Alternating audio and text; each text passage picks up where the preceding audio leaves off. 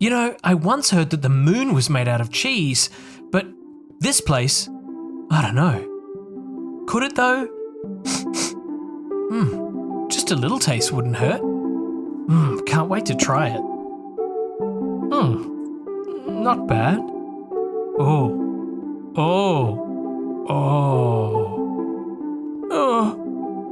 What do you mean there's no toilet? Oh.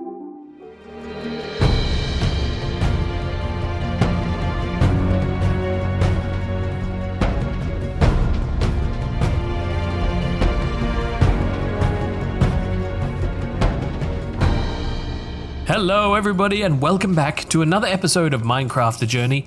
Geez, look at my arm as I run around, isn't that weird? We're in Minecraft Beta 1.9 pre-release 4, and in the last few episodes we've been exploring all of these new features that are being added as part of the adventure update, which will soon become Minecraft Release 1.0. And I've done a lot of work over here at the Enchanting table in previous episodes, and we've been learning a lot more about this system. And today I would like to revisit this because although this thing is somewhat random and it's very difficult to see exactly what sort of enchants you're going to get, there is a way that we can actually crack this, and we can read the Enchanting table's mind. If you've been following along in this series for a while now, then you know how the enchanting system in this version of the game works. There's a lot of randomness involved. Basically, when you open the enchanting table and go to enchant an item, the game will present to you these enchantments, but you have no idea what they are, other than this weird standard galactic alphabet that shows up. We know that these words are basically meaningless. They don't really translate to anything useful or anything like that. And we know that this number here corresponds to the amount of levels that it's going to cost in order to enchant the item that we've put into the table. We also know that if we pick up and place down the item, we get a new set of enchantments, and we can keep doing this over and over again until we get one that we're happy to take a gamble on. And when we do take a gamble on that item, we get our enchantment, and we have really no idea what we were going to get.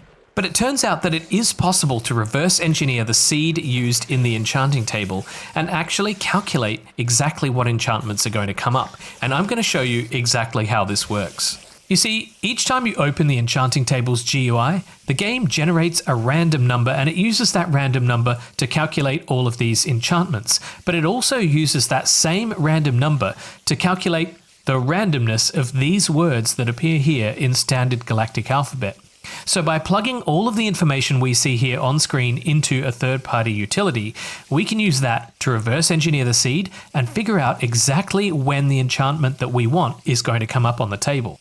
And to do this, we're going to be using a utility called the Enchantment Cracker by Captain Solo. I will put a link to Captain Solo's YouTube video describing how to use this and a link to the GitHub project page down in the description below so that you can go and check it out for yourself. And you should, because it's amazing. So let's get cracking, shall we? Puns aside. Okay, I've got 51 levels to spend here on the table because I've been here grinding away so that we can get the best enchant possible. I don't want to make any mistakes here. So let's get up the diamond pickaxe and pop it into the enchanting table. We've got ourselves a random seed now, and this is what we're going to need to use to plug into the enchantment cracker here. So let's get stuck into this. Going over to the setup tab, we're in version 1.9 pre-release 4, that's correct, with 30 bookshelves surrounding our enchanting table. Moving on to the next section, we now need to take these words here in standard galactic alphabet, cross-match them against this table over here on the right, get the number, and then plug it into these fields here. The first job is to work out how many words we have in each slot. So it looks like we have 1, 2, 3, 4 words in the first slot, so we can enable 4 words. We have 3 in the second slot, and looks like 4 words in the third slot. So now let's work out what these words are. This is half an H with 4 dots. Half an H with 4 dots is 43, so we can plug that in. It looks like the second word is the same as the first, so that makes my job that much easier, 43. Word 3 is an upside down squishy 7 with a smiley face, so we can find the upside down squishy 7s and a smiley face, that's 7. And the final word is this curvy 7 with the Space Invaders next to it. So we have curvy 7s with Space Invaders. That's 33. Let me do this for the rest of the words in this table because it's a little bit tedious, and when I'm done, we'll come back. Now that that's done, it's just a matter of plugging these levels here into the table. So that's 5, we've got 13, and we have here 27. Now that I've got that, I can click Crack RNG and let it do its thing. All right, and it's done it. It's cracked the RNG. We now have a seed number here, and we can use this now in the Manipulator tab. Going across, we can work out how we get the enchantments that we want for our pickaxe. So what we need to do here is pick our item, which is a pickaxe, pick the material that it's made from, which is diamond, and over here we want to choose the enchantments that we want for a diamond pickaxe. So I think we want Efficiency 5, Silk Touch 1, and Unbreaking 3. We'll leave everything else alone for now. We won't use the advances for the time being. This is just a different way of using this interface in order to advance to the enchantment that you want. But now we can click Find Enchants, and it looks like, oh wow, okay, this is 2,346 advances, and the enchantment will be in slot 3, and we should see levels 4, 8, and 45 on the table. That'll tell us that we're on the right one. 2,346. That's a lot. That means that I have to pick up and place down this pickaxe 2,346 times to get to the enchantment that we're looking for.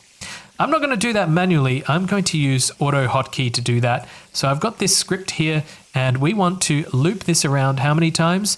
2, 3, 4, 6. Well, we've already done it. We've done it once manually, so we'll do this 2, 3, 4, 4. That's one less than we need to do. And if I save that now and run the script, auto hotkey is now running in the background, and I've assigned it to my numberpad plus key. And once I press that, it should start picking up and putting down this diamond pickaxe 2,344 times.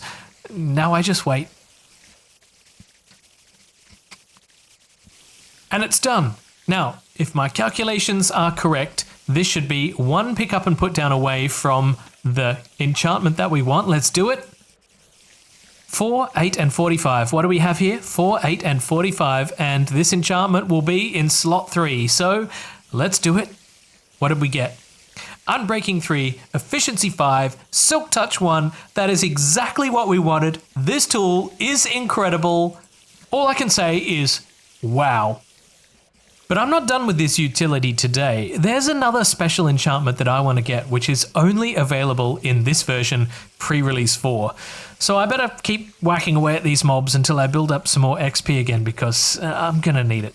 Now, under normal circumstances, you wouldn't be able to have Silk Touch and Fortune on the same pickaxe. That's because these enchantments are incompatible with each other. They're mutually exclusive. But it's possible in this version and this version only to actually get Silk Touch and Fortune coming up on the same pickaxe in the enchanting table.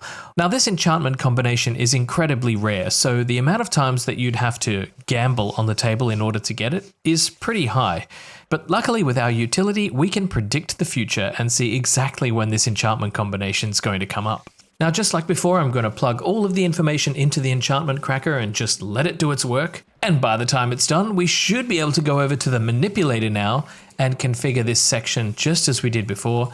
We've got a diamond pickaxe, and what we want to get is Silk Touch and Fortune 3 on the same pickaxe.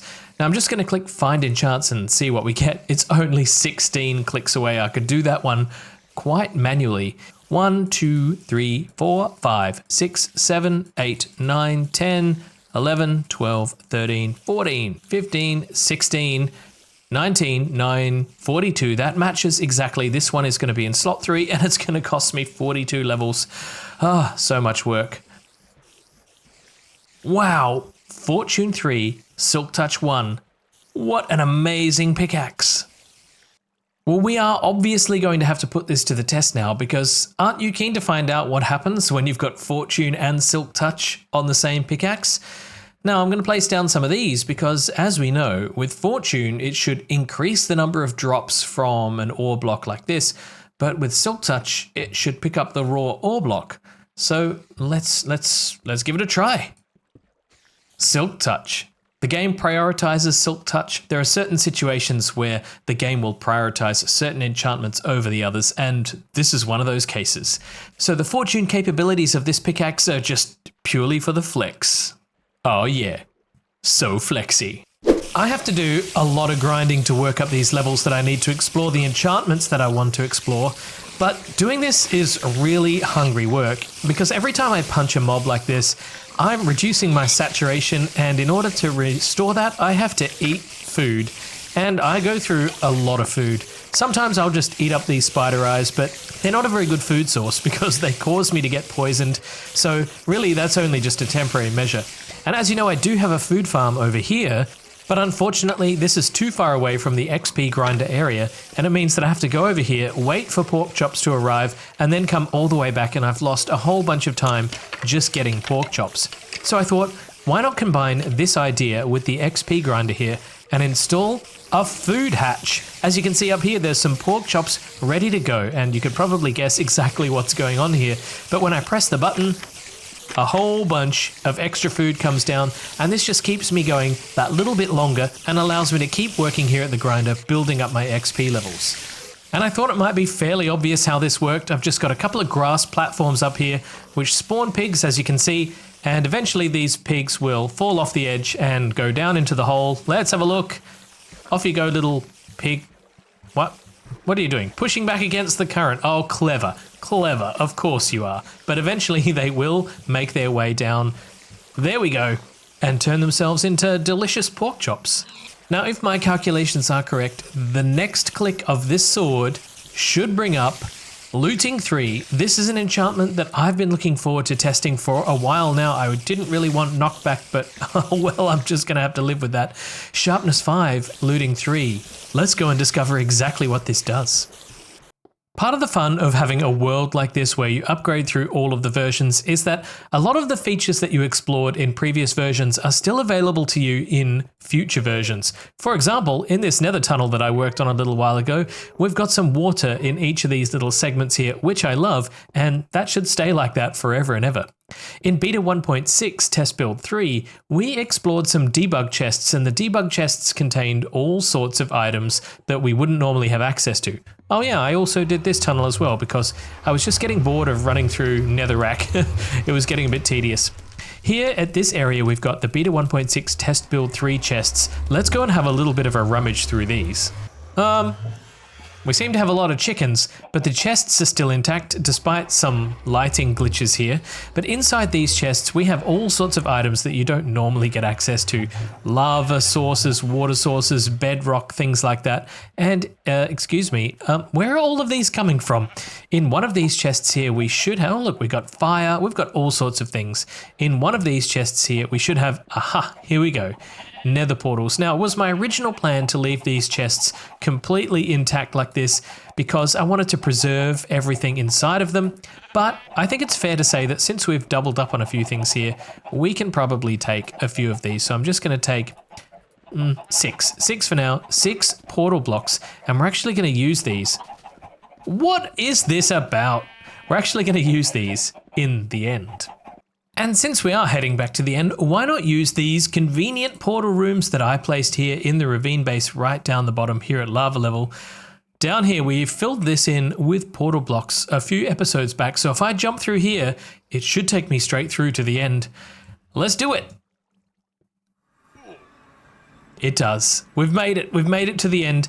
Now, of course, we learned in the last episode that it's impossible to escape the end unless you have access to portals, and obviously you can't, obviously you can't build portals here in the end on your own, but that's not going to stop me because since we have access to portal blocks, why not take advantage of it? Right here at 0, 0 is where I'm going to place down a portal. I'm going to do it down here underneath the spawning in platform, right here in the dead center. We've now got access back to the Nether, which obviously then takes us back to the overworld. Let's give this a try.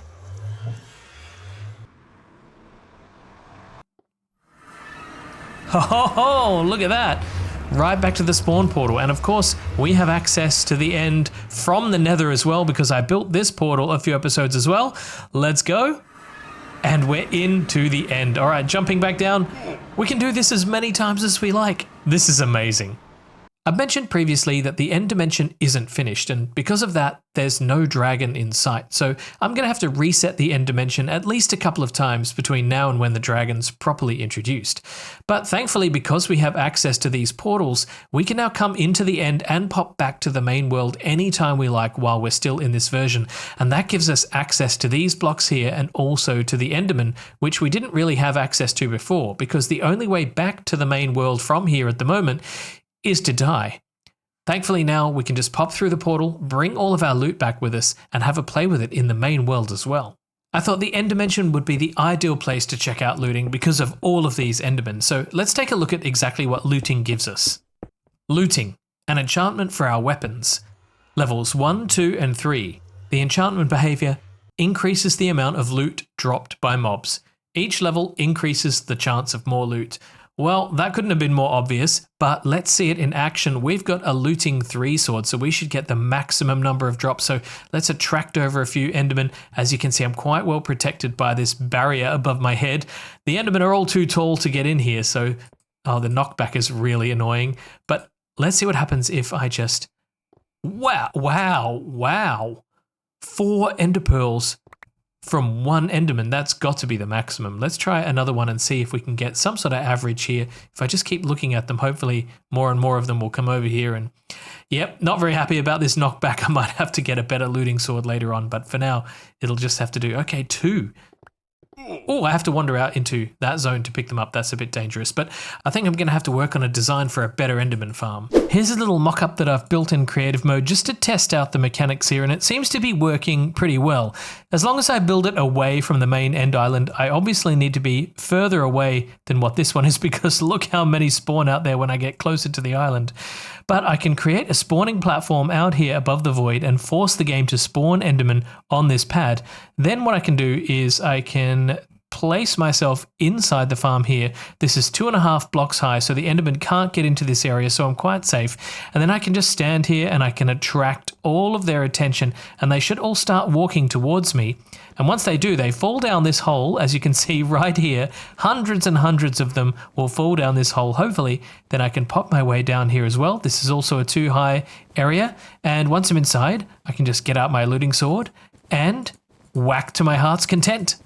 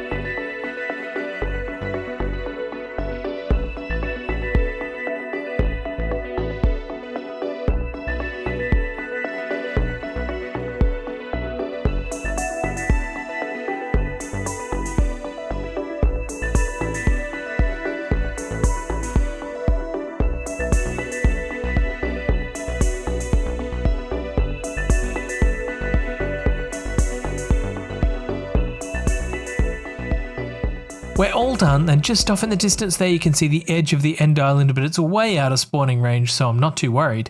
Right now everything is quiet because I've put myself in peaceful mode, and let's just put us back on our normal hard mode. I want to see all the Endermen spawn in. Where are the Endermen? What?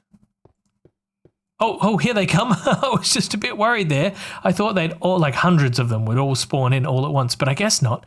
So what we can do now is we can just stare up at these Endermen. They can't get in here to get us because everything's just a little bit too low. And as they come towards us, they'll fall down into my trap down below.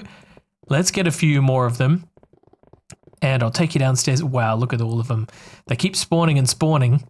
And that's great for us. That's great. So now I'll just pop downstairs. And right here, we've got these 2 chambers, and I decided to have 2 chambers because that way I can focus my efforts on one and then walk in and pick up all of the ender pearls, and that way we can split our efforts between one side and the other.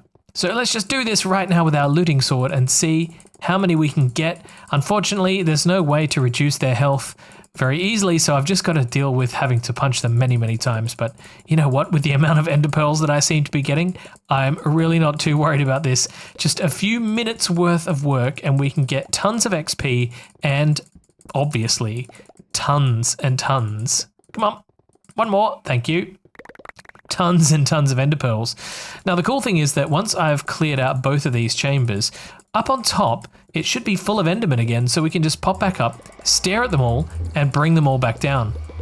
Now if you've got keen ears, you might have heard behind me that I've hooked us up to the nether, and I'm going to go through there in a moment. Let's just check it out up here. Oh yeah, tons and tons and tons of these things. So at the moment, the way to access the farm is by going on this precarious bridge here, but I do plan to make this thing more safe by making it an enclosed 2-high walkway. So what this end portal means is that once I walk through here, I should end up somewhere in the nether, and I'm able to escape the end. So let's do it and see where we end up. I'm not really sure where this goes yet. And it goes straight to the spawn portal, so that's basically perfect. Yoink. And of course, now with access to Silk Touch and a nether portal, we've got access to this block here in the main world. And I wanted to take a little bit of a look at it here in the outside lighting, because it does look different to what we see inside the end dimension, doesn't it? And I think that's because the end dimension has this greeny tint, greeny yellowy tint. So here's what it looks like in the overworld. What can we do with this block? Well, that brings us to the end of today's episode, so if you enjoyed yourself, please do let me know. If you'd like to support me further, you can do that by joining Patreon or clicking the super thanks button down below at the bottom of this video, or join my Discord to come and hang out and have a good time. As always, thank you to my wonderful patrons for supporting me. The help is always appreciated. But for now, I'll see you all in the next episode. Until then, this has been Bugman CX. You've been watching Minecraft: The Journey. Bye-bye.